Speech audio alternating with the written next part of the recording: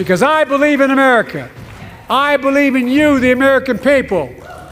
You're the reason we've never been more optimistic about our future than I am now.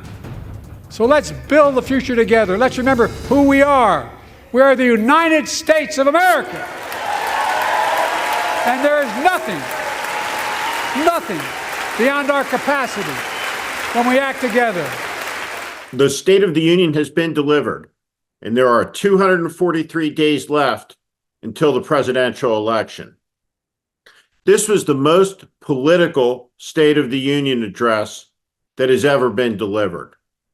Joe Biden did not name his opponent, referred often to his predecessor, and it is appropriate to do so. To not do so is to exist in a fantasy world. America, for the last 8 years, has been dominated by a singular figure, the greatest demagogue who has ever lived, the most dangerous single threat to the republic that has ever breathed, Donald Trump from Queens, New York, the real estate hustler who never met a contractor he didn't rip off. Donald Trump is an unavoidable subject when speaking before Republicans of the United States Congress, because Donald Trump is their boss. He controls the strings. He pulls them and the puppets yank. That's the thing. It's not a co-equal branch of government, at least not on the Republican side, because they have subordinated their duty, their constitutional oaths, and their institution to the whims of somebody who can barely speak in a coherent sentence. It is astonishing to watch. Now, a State of the Union address, aesthetically, as oratory, is always something that's offensive. It drones on for far too long. It seems like every conceivable issue that could conceivably been tested winds up in the speech. A line here, a line there, all of it adding up. Let me explain to you why that is. Imagine you're a person who uses insulin. That line for the speech will reach you on internet advertising, through television advertising, through direct mail, through door knocking, over and over and over and over again. Every issue for which there is a community that was addressed in this speech will find its way through repetitive communications aimed to an individual in a highly sophisticated marketing and communications campaign. These types of campaigns are determinative in an election that's likely to be decided across a couple of states by a couple tens of thousands of votes. Now, the speech droned on for a bit in the middle before concluding with strong and affirmative language. The end of the speech, rhetorically, is what the speech will be remembered for beyond the major accomplishment of the speech, which is simple to understand. 3 years of work, abetted by tremendous incompetence by the White House communications operation, was refuted tonight by the President's State of the Union. The disheveled, incompetent, incoherent old man who is depicted as being absolutely unable to make it through a meeting showed up on national television and ad-libbed and parried and proverbially kicked ass when confronted by nonsense in front of millions of people. The incapable old man narrative was obliterated in the speech tonight.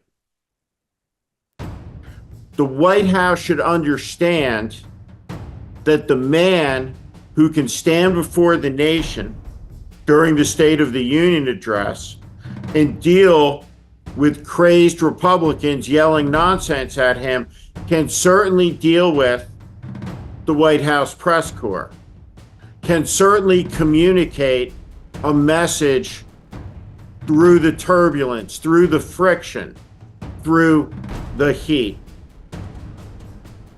The president is who he is.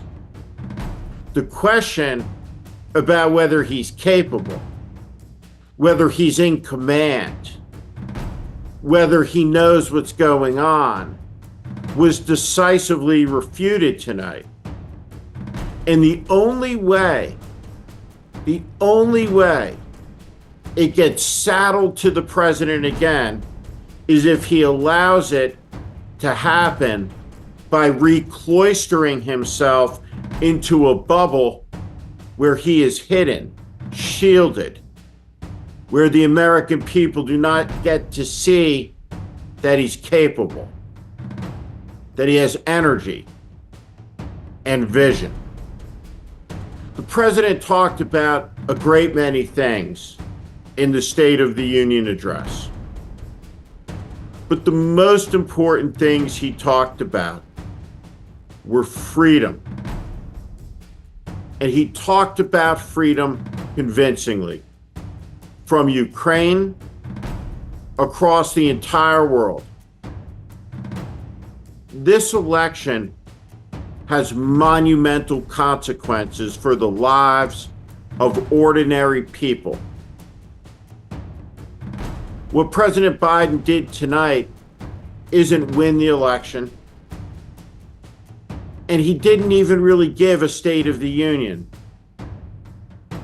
Or at least he gave a new type of State of the Union. A highly political one. One that needed giving.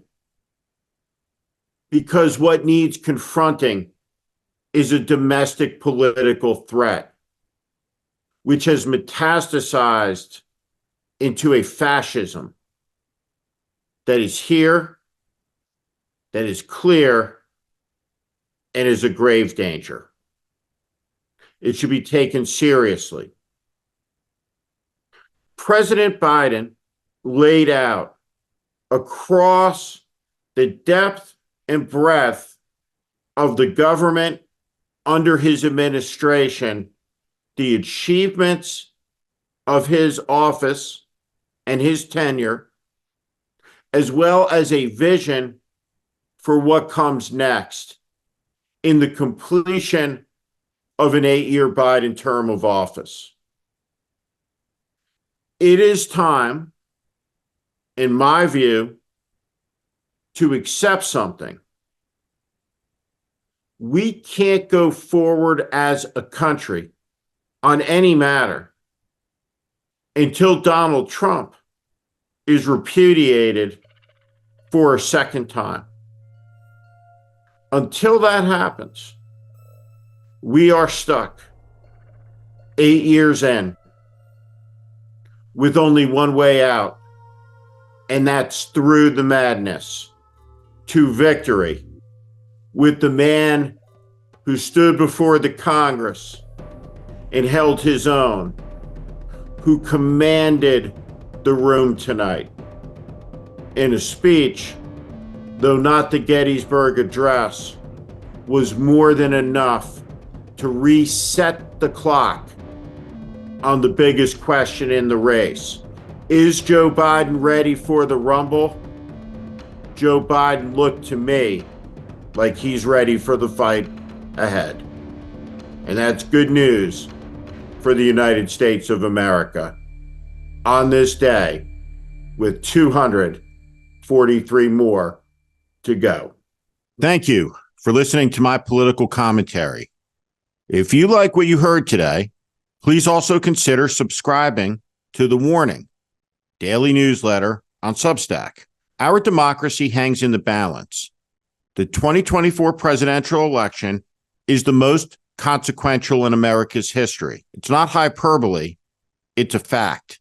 That is why the mission of The Warning with Steve Schmidt is to help readers orient to the currents that are shaping our times and the unseen forces driving politics that are very rarely discussed on cable news. Please sign up at Steve Schmidt, SteveSchmidt.substack.com.